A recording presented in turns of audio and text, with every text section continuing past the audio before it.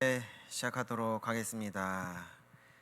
오늘 함께 볼 하나님의 그 본문 말씀은 시편 1절부터 18절까지 말씀입니다. 시편 1절부터 18절까지 말씀, 오늘은 제가 읽도록 하겠습니다. 여호와여, 어찌하여 멀리 서시며 어찌하여 환난 때에 숨으시나이까. 악한 자가 교만하여 가련한 자를 심히 압박하오니 그들이 자기가 베푼 꾀에 빠지게 하소서. 악인은 그의 마음의 욕심을 자랑하며 탐욕을 부리는 자는 여호와를 배반하여 멸시하나이다. 악인은 그의 교만한 얼굴로 말하기를 여호와께서 이를 감찰하지 아니하신다 하며 그의 모든 사상에 하나님이 없다 하나이다. 그의 길은 언제든지 견고하고 주의 심판은 높아서 그에게 미치지 못하오니 그는 그의 모든 대적들을 멸시하며 그의 마음에 이르기를 나는 흔들리지 아니하며 대대로 환난을 당하지 아니하리라 하나이다. 그의 입에는 저주와 거짓과 포악이 충만하며 그의 혀 밑에는 잔해와 죄악이 있나이다. 그가 마을 구석진 곳에 앉으며 그 은밀한 곳에서 무죄한 자를 죽이며 그의 눈은 가련한 자를 엿보나이다. 사자가 자기 굴에 엎드림같이 그가 은밀한 곳에 엎드려 가련한 자를 잡으려고 기다리며 자기 그물을 끌어당겨 가련한 자를 잡나이다. 그가 굽부려 엎드리니 그의 포악으로 말미암아 가련한 자들이 넘어지나이다. 그가 그의 마음에 이르기를 하나님이 잊으셨고 그의 얼굴을 가리셨으니 영원히 보지 아니하시리라 하나이다. 여호와여, 일어나옵소서. 하나님이여, 손을 드옵소서. 가난한 자들을 잊지 마옵소서. 어찌하여 악인이 하나님을 멸시하여 그의 마음에 이르기를 주는 감찰하지 아니하리라 하나이까. 주께서는 보셨나이다. 주는 재앙과 원한을 감찰하시고 주의 손으로 갚으려 하시오니 외로운 자가 주를 의지하나이다. 주는 벌써부터 고아를 도우시는 이시니이다. 악인의 팔을 꺾으소서. 악한 자의 악을 더 이상 찾아낼 수 없을 때까지 찾으소서. 여호와께서는 영원 무궁하도록 왕이시니 이방 나라들이 주의 땅에서 멸망하였나이다. 여호와여, 주는 겸손한 자의 소원을 들으셨사오니 그들의 마음을 준비하시며 귀를 기울여 들으시고 고아와 압제당하는 자를 위하여 심판하사 세상에 속한 자가 다시는 위협하지 못하게 하시리이다. 아멘. 오늘 그 시편 1절의 말씀에 보니까 이렇게 얘기하고 있습니다. 여호와여, 어찌하여 멀리 서시며 어찌하여 환난 때에 숨으시나이까, 이렇게 얘기하고 있죠. 이게 조금 더 우리가 쉽게 표현을 하면 결국에는 하나님 어째 대답을 천천히 하십니까? 내가 기도하고 계시는데 어디에서 계십니까? 라고 지금 이 시편의 기자가 질문하고 있는 겁니다. 근데 제가 이 시편 말씀을 이렇게 묵상을 하면서 한 가지가 좀 생각이 났습니다. 하나님이 대답을 천천히 하신다라는 그것을 이렇게 생각을 하면서 사실 저희 아버지가 좀 이렇게 생각이 나더라고요. 저희 아버지가 저랑 엄마는 성격이 굉장히 급합니다. 그래가지고 이제 아빠한테 뭔가 이렇게 일을 얘기하면 아빠는 사실 대답을 빨리 하지 않으세요. 그 들은 것을 가지고 며칠 동안 계속 생각하시고 기도하시고 있다가 이제 어느 정도 정리가 된 것 같다 그럼 그때 이제 얘기를 이렇게 꺼내십니다. 그러다 보니까 이제 저랑 엄마 입장에서 사실 아빠가 굉장히 이제 좀 그 답답하게 느껴질 때가 있죠. 근데 저도 아빠한테 뭘 얘기했는지를 까먹었는데 오늘 아빠가 그거를 이렇게 얘기하는 거를 사실 들으면 야, 지금까지 진짜 생각하고 계셨구나, 기도하고 계셨구나라는 거를 그때 이렇게 한 번씩 알게 되기도 합니다. 그 마음에 답을 계속해서 가지고 계셨고 생각하고 계셨던 거죠. 사실 하나님과의 관계도 마찬가지입니다. 지금 하나님의 대답이 느린 것 같고 뭔가 나의 기도에 응답하지 않으시는 것 같고 하나님이 나의 기도를 들으시지 않는 것처럼 보여지지만 그것은 진짜 방금 제가 얘기한 대로 처럼입니다. 처럼. 내가 보기에 그런 거지 하나님 그렇지 않으신 거죠. 우리가 기도한 거를 반드시 하나님은 가지고 계시고 그것에 응답하시기 위해서 말씀을 준비하고 계십니다. 그래서 사실 하나님을 믿는 것, 또 기도하는 것이 어떨 때는 이 느린 것처럼 보여지기도 해요. 그런데 세상에도 이런 말이 있습니다. 느림의 미학이라는 말이 있지요. 아마 들어보셨을 겁니다. 이게 한창 경쟁과 속도를 중요하게 생각하는 시대에 만들어진 문장이었어요. 경쟁과 속도를 중요시 하다 보니 깊이가 깊지 않고 넓지 않고 전체를 생각하지 못하는 그러한 상황 때문에 문제가 계속해서 생기는 겁니다. 그래서 이 느림의 미학이라는 문장이 생겨나게 되어졌죠. 그래서 이 미학이라는 단어는 겉보기에는 하찮거나 힘이 없어 보이지만 그 안에 숨겨진 진짜 가치와 아름다움을 말할 때 이 표현을 사용하는 것을 보게 되어집니다. 느린 것이 어떻게 보면 너무나도 답답할 수 있죠. 특히 우리나라 사람들은 굉장히 그 성격이 급하죠. 그래서 외국인들이 우리나라 오면 가장 먼저 놀라는 게 이 인터넷 속도에 가장 많이 놀란다라는 말을 어디서 이렇게 들은 적이 있습니다. 그래서 어디를 가도 우리나라만큼 인터넷이 빠른 곳은 없죠.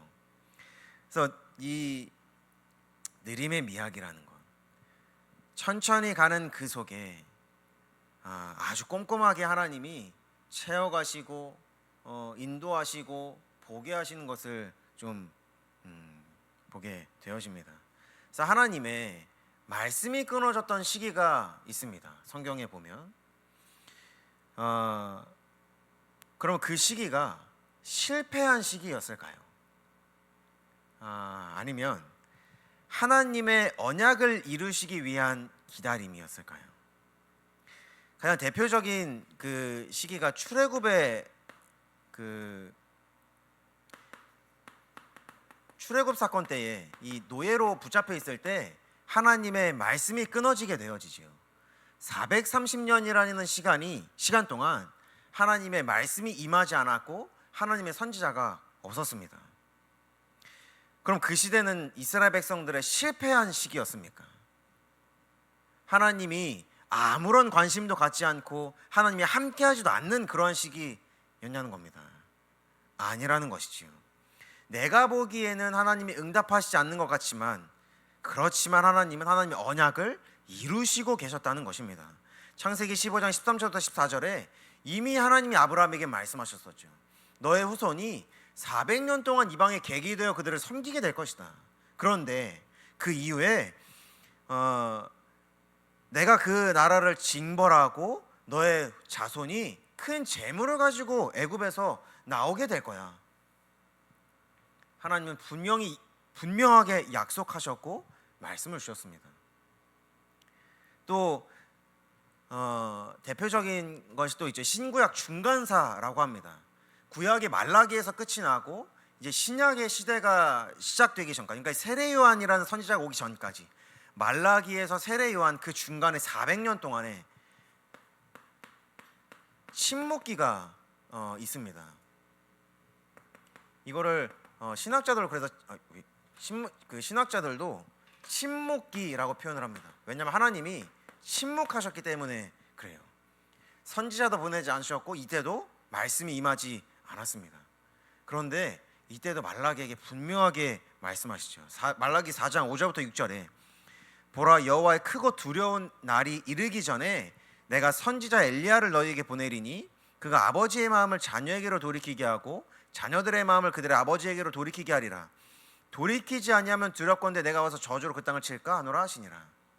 하나님이 분명히 하나님의 두려운 그 날이 이르기 전에 엘리야를 내가 너희들에게 보내겠다라고 말씀을 하십니다. 그 엘리야가 세례 요한으로 나타나게 되어지죠. 우리가 보기에는 침묵기이지만 하나님이 보시기에는 그 침묵이 아니었다는 것입니다. 이미 하나님이 약속하신 때가 있었고 하나님의 약속의 말씀이 있었고 그 가운데도 계속해서 하나님은 함께 하시고 지켜보시고 돌보심으로 그 시간을 지나가게 하시는 것이죠. 그렇기 때문에 그 시간이 실패의 시간이 아니라 하나님이 침묵하시는 시간이 아니라 하나님의 때를 이루시기 위한 기다림이라는 것입니다.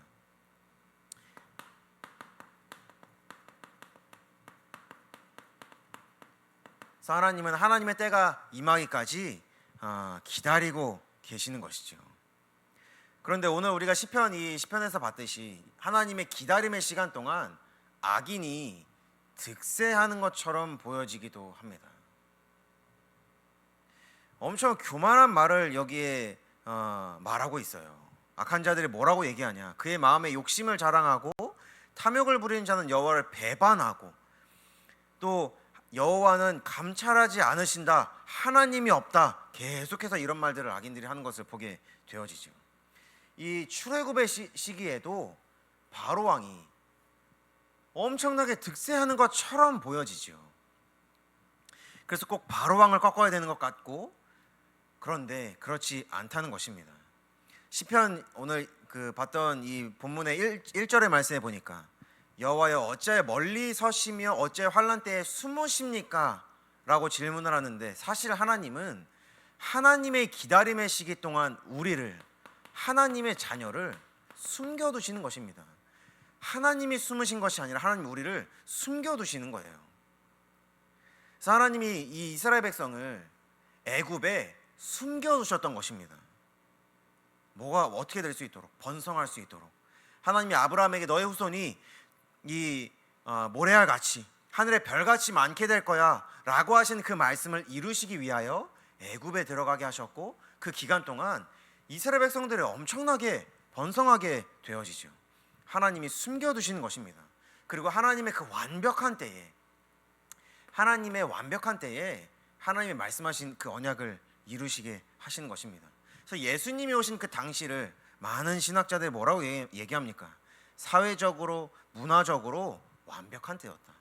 하나님의 복음이 전달되게 가장 완벽한 때에 하나님이 예수 그리스도를 보내셨고, 그 예수 그리스도의 그 사역이 계속해서 제자들에게 이어져서 바울에게 이어지고 또 그 후손들에게 이어져서 로마가 복음화가 되어지는 것을 보게 되어지죠. 그래서 이사야 49장 2절에 49장의 말씀에 보면 이렇게 말씀하고 계십니다. 내 입을 날카로운 칼같이 만드시고 나를 그의 손 그늘에 숨기시며 나를 갈고 닦은 화살로 만드사 그의 화살통에 감추신다, 이렇게 말씀하십니다. 이게 참 들으면 이해가 안 되죠. 날카로운 칼같이 만들었으면 그걸로 뭐라도 베야 돼요. 또 나를 갈고 닦은 화살로 만들었으면 쏴야 됩니다. 그런데 하나님은 날카로운 칼을 하나님의 손 그늘에 숨기시고 갈고 닦은 화살을 화살통에 감추시겠다 말씀하십니다. 우리가 언뜻 이 말씀을 봤을 때 이해가 안 되죠. 날카롭게 만들었으면 사용해야죠. 재능을 줬으면 활용을 해야죠. 그런데 하나님은 숨겨두시겠다 말씀하십니다. 왜 그렇습니까? 이사야 49장 이 6절의 말씀에 보니까 이렇게 말씀하고 계십니다. 그가 이르시되 내가 나의 종이 되어 야곱의 지파들을 일으키며 이스라엘 중에 보존된 자를 돌아오게 할 것은 매우 쉬운 일이라 말씀하십니다.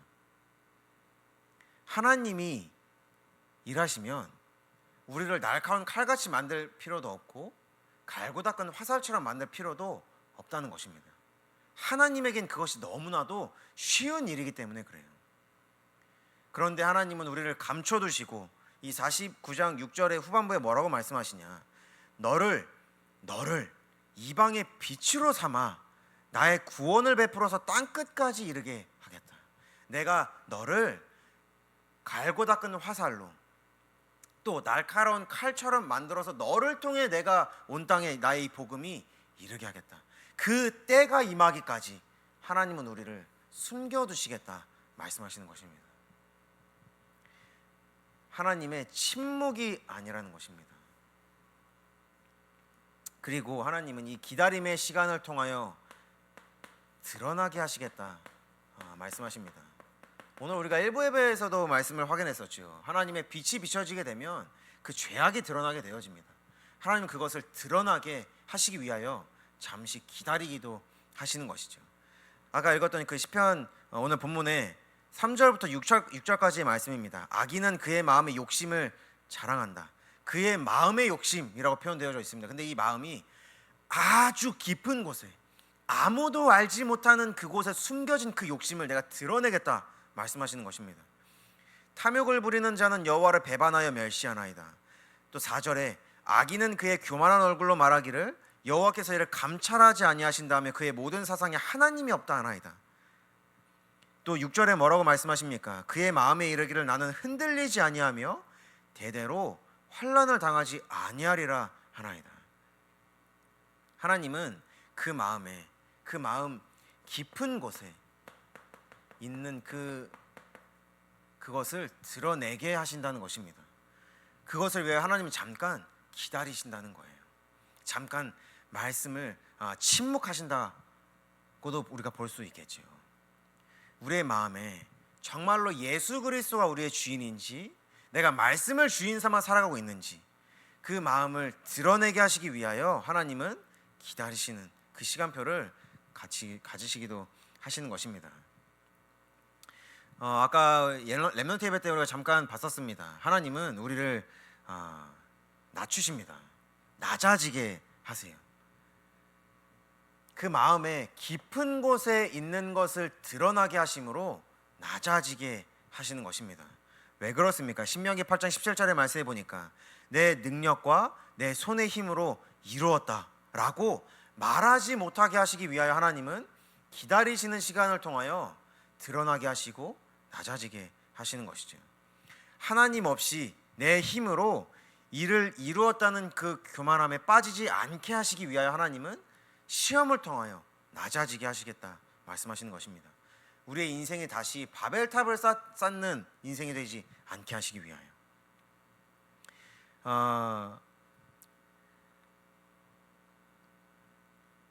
그래서 우리가 그런 얘기를 이렇게 하죠. 내가 하나님의 은혜로 살아가고 있다.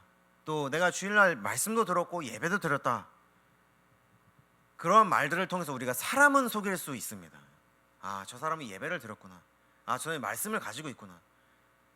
그러나 우리는 하나님을 속일 수는 없는 것이죠. 그래서 우리가 청년예배 때 어떠한 말씀을 같이 봤었습니까? 가면을 벗는 삶을 같이 봤던 것입니다. 가면을 벗고 하나님 앞에 나아가는 것이죠. 그래서 하나님은 절대로 그 교만함을 가만히 두지 않으십니다. 호세아 8장 14절에 이렇게 말씀하십니다. 이스라엘은 자기를 지으신 이를 잊어버리고 왕궁들을 세웠으며 유다는 견고한 성읍을 많이 쌓았으나 내가 그 성읍들에 불을 보내 그 성들을 삼키게 하리라. 북이스라엘이 화려한 왕궁들을 만들고 남유다가 견고한 성읍을 쌓았다 하더라도 하나님이 그것에 불을 보내어 다 태워버리겠다 말씀하시는 것입니다. 제가 운동을 그만둔 다음에 하나님이 가장 저에게 제 인생에 처음으로 주셨던 말씀이었습니다. 왜 그렇게까지 하셔야 하는가?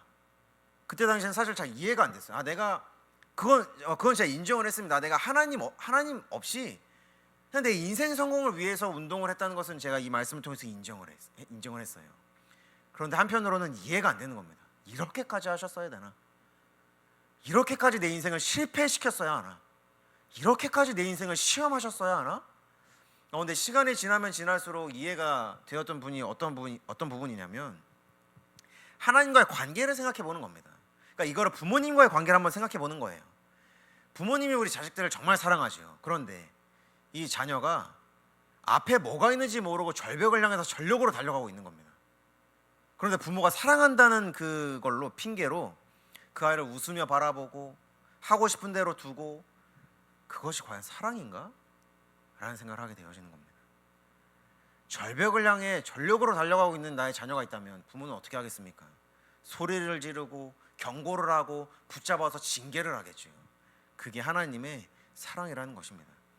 신명기 8장 5절에도 부모가 아이를 징계하듯이 사랑의 관계 안에서 우리를 너무나도 사랑하시기 때문에 하나님도 우리를 징계하신다 말씀하시는 것입니다.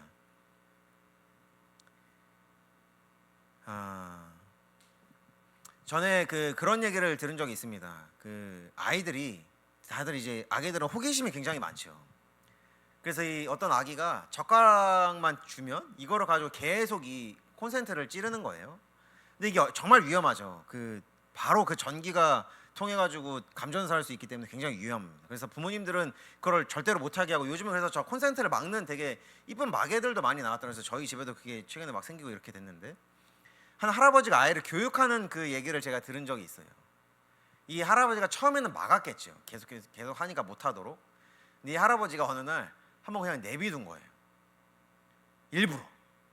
일부러 잠깐 기다린 겁니다. 드러날 수 있도록. 그래서 그 아이가 기다리니까 어떻게 했겠습니까? 마음대로 한번 찔러봤겠죠. 근데 찔러보니 전기가 오거든요. 그래서 그때부터는 찌르지 않게 됐다라는 얘기를 제가 들은 적이 있습니다. 하나님이 왜 기다리십니까? 왜 기다리실까요? 하나님이 없이는 절대로 안 된다는 것을 하나님은 알게 하시기 위하여 기다리시는 것입니다. 그리고 그 기다림을 통하여 내가 하나님 없이도 살 수 있습니다라는 그 아주 조금이라도 남아있는 그 마음 하나님이 발견하게 하시고 드러나게 하시기 위하여 하나님은 기다리시는 것이죠. 그래서 이번 주 이 말씀을 묵상하면서 하나님의 그 기다림에 그런 이유가 있지 않을까라는 생각을 좀 하게 됐습니다. 이 시편을 계속해서 묵상하면서 하나님이 잠깐 멀리 서 계시는 것 같고 나에게서 숨으신 것 같이 느껴지게 하시는 그것도 하나님의 역사인데 그렇게 하시는 것이 그 기다림의 이유가 하나님 앞에 엎드리기를 기다리고 계시는 것이 아닐까라는 것을 좀 묵상하게 되었습니다. 하나님은 하나님 앞에 엎드리기까지 기다리고 계시는 것입니다. 성경에서 하나님과 가장 관계를 잘 쌓았던 인물이 누굴까요? 뭐 많겠죠. 근데 신학자들이 이렇게 누가 그런 사람인가라고 얘기한 걸 이렇게 좀 찾아봤을 때 모세와 다윗을 이렇게 좀 언급을 합니다. 그래서 왜 그런가 이렇게 좀 찾아보고 또 묵상도 해보고 성경도 보고 이렇게 했을 때 이 둘의 공통점이 하나가 있습니다. 뭐였냐면 무슨 일이 있든지 하나님 앞에 엎드리는 것을 좀 보게 되어집니다. 출애굽 이후에 광야에서 이스라엘 백성들이 엄청나게 불평불만을 하죠. 거의 뭐 매 시간 매 초마다 거의 뭐 불평불만합니다. 근데 그 이스라엘 백성들의 불평의 그 대상은 모세를 향해 있어요. 모세에게 와서 불평불만을 다 늘어놓습니다. 근데 그 불평불만을 들은 모세는 그럼 어떻게 할까요? 하나님 앞으로 그것을 가지고 가는 것을 보게 되어집니다. 하나님 앞에 엎드린 것이죠. 또 대적자들에 의해서 위기를 맞을 때마다 다윗은 하나님 앞에 엎드려서 기도하게 되어지는 것을 보게 되어집니다. 그 결과가 무엇입니까? 출애굽기 33장 11절의 말씀에 보니까 사람이 자기의 친구와 이야기함 같이 모세와 하나님이 대면하여 말씀하시게 되어집니다. 또 사도행전 13장 22절에 내 마음에 합한 사람이라고 다윗을 하나님이 말씀하시게 되어지죠. 하나님은 우리가 하나님 앞에 엎드리기를 기다리고 계시는 것입니다. 이스라엘 백성들이 430년의 노예 생활로 고통당할 동안 성경을 통해서만 봤을 때 하나님 앞에 엎드렸다는 그 구절이 사실 없습니다. 그런데 출애굽기 2장에 23절부터 25절에 이렇게 말씀하고 있습니다. 여러 해 후에 애굽 왕은 죽었고 이스라엘 자손은 고된 노동으로 말미암아 탄식하며 부르짖으니 그 고된 노동으로 말미암아 부르짖는 소리가 하나님께 상달된지라. 하나님이 그들의 고통 소리를 들으시고 하나님이 아브라함과 이삭과 야곱에게 세운 그의 언약을 기억하사 하나님이 이스라엘 자손을 돌보셨고 하나님이 그들을 기억하셨더라. 이렇게 말씀하고 있습니다. 하나님 앞에 엎드리고 부르짖었을 그때에 하나님은 그들의 고통 소리를 들으시고 그들의 언약을 따라 이젠 하나님의 일을 이루어 가시는 것을 보게 되어지죠. 그래서 이렇게 좀 묵상을 하게 되었습니다. 아까는 느림의 미학이었죠. 엎드림의 미학입니다. 세상의 사람들은 기도하면 뭐가 되냐라고 얘기를 많이 합니다. 지금 문제가 있으면 해결을 해야지 기도하는 것을 이해하지 못해요. 이해하려고도 하지 않습니다. 근데 하나님은 우리에게 이 기도가 하나님의 능력을 누리는 가장 큰 무기라는 것을 우리에게 계속해서 말씀하게 되어집니다. 겉으로 보기에는 엎드리는 것이 하찮아 보이지만 그 안에 숨겨진 진짜 가치와 아름다움, 그게 엎드림이라는 것입니다. 역대하 7장 14절의 말씀에 보니까 내 이름으로 일컫는 내 백성이 그들의 악한 길에서 떠나 스스로 낮추고 기도하여 내 얼굴을 찾으면 내가 하늘에서 듣고 그들의 죄를 사하고 그들의 땅을 고칠지라. 스스로 낮추고 엎드려 기도하면 하나님과의 관계를 회복시키겠다, 하나님이 말씀하십니다. 우리가 무엇으로 하나님과의 관계를 회복할 수 있습니까? 엎드림입니다. 고린도후서 10장 4절부터 6절의 말씀에 보니까 우리의 싸우는 무기는 육신에 속한 것이 아니요 오직 어떤 견고한 진도 무너뜨리는 하나님의 능력이라. 모든 이론을 무너뜨리며 하나님 아는 것을 대적하여 높아진 것을 다 무너뜨리고 모든 생각을 사로잡아 그리스도에게 복종하게 하니 너희의 복종이 온전하게 될 때에 모든 복종하지 않는 것을 벌하려고 준비하는 중에 있노라. 그리스도께 모든 생각을 사로잡아 온전히 복종하게 하는 그 엎드림입니다.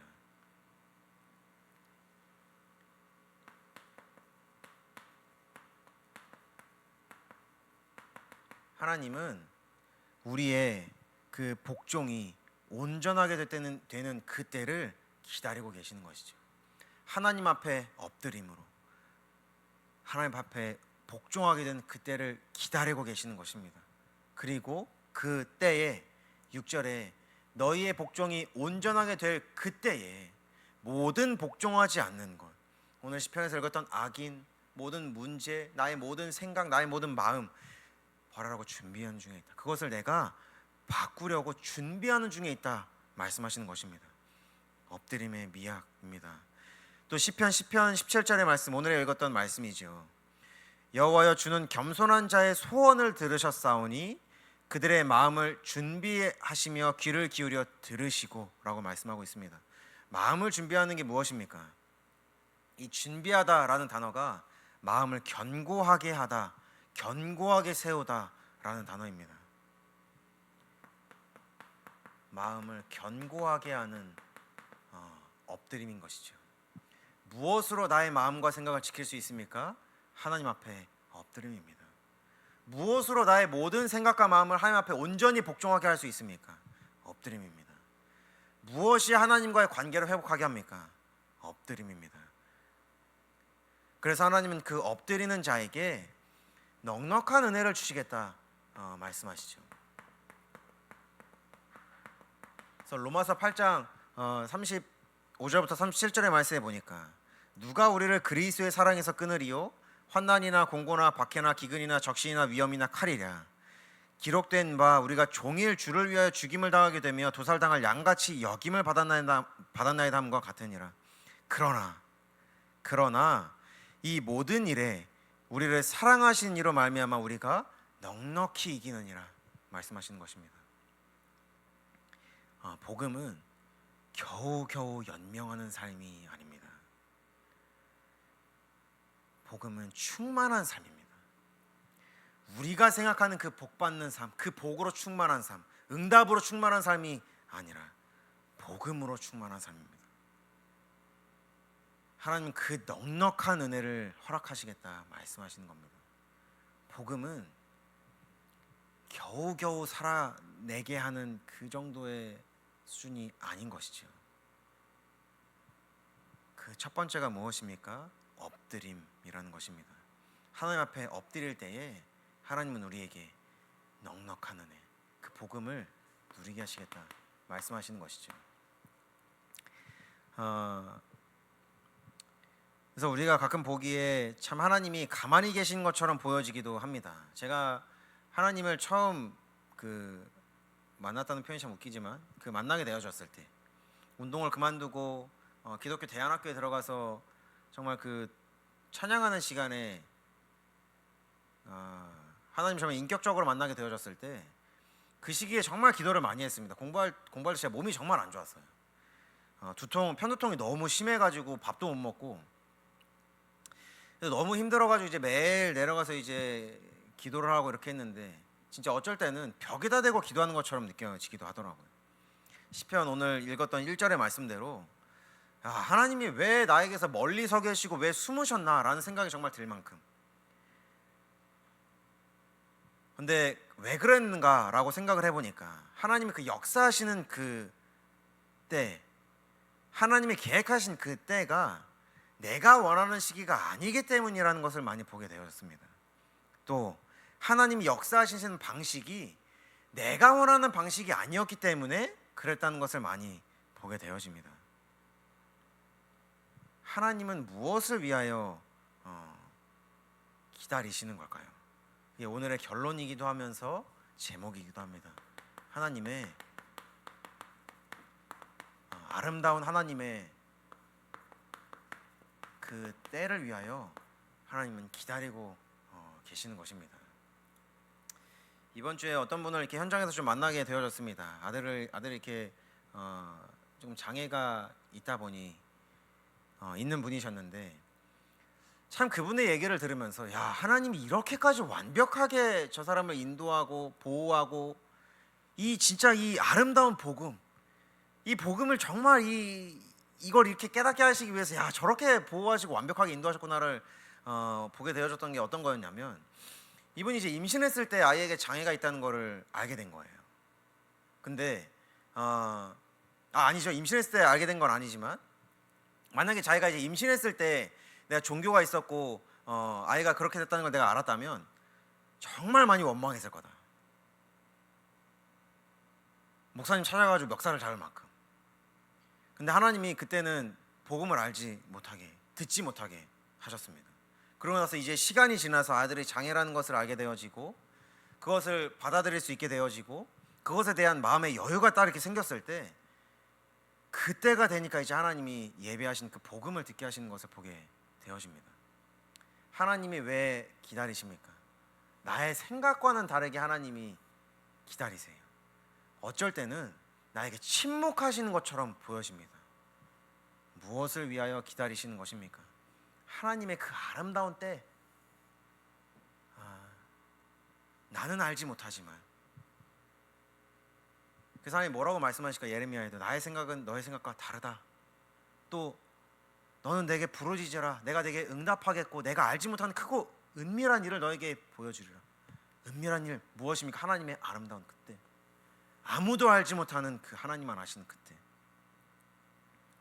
그래서 하나님은 하나님의 그 아름다운 때가 임하기까지 계속해서 일을 만들어가고 진행하고 계시는 것입니다. 하나님은 침묵하고 계시거나 가만히 계시거나 멀리 서 계시거나 숨어 계시지 않으시죠. 하나님은 아름다운 하나님의 그때에 완전한 하나님의 그 계획을 이루시는 것입니다. 그래서 마지막으로 전도서 3장 11절 함께 보도록 하겠습니다. 전도서 3장 11절의 말씀을 보니까 이렇게 말씀하세요. 하나님이 모든 것을 지으시되 때를 따라 아름답게 하셨다.